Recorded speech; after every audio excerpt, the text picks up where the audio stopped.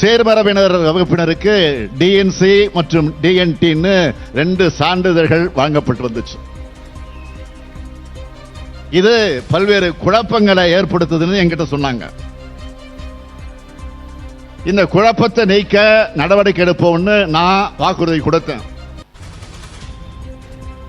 அந்த இரட்டை சான்றிதழ் குழப்பத்துக்கு சொன்னபடியே முற்றுப்புள்ளி வச்சிட்டேன். இனி ஒற்றை சான்றிதழ் பெற்றாலே போதும். சீர்மரபினர் சான்றிதழில் இருக்கும் குழப்பத்தை போக்குவதற்கு ஒற்றை சான்றிதழே தீர்வு என்று முதல்வர் கூறுவது வரவேற்கத்தக்கது. அதே சமயம் டிஎன்டி டிஎன்சி என்று மிக குழப்பத்தில் இருக்கும் சீர்மரபினர் பட்டியலில் இருந்து முத்தரையர் சமுதாயத்தை விடுவித்து 22/2/1996 அரசு ஆணையன் 15 படி 29 உட்பிரிவுகளையும் ஒருங்கிணைத்து முத்தரையர் என்ற ஒற்றை சான்றிதழை வழங்கிட வேண்டும் என்று மாண்புமிகு முதலமைச்சருக்கு கோரிக்கை வைக்கின்றது தேசிய முத்தரையர் ஒருங்கிணைப்பு குழு.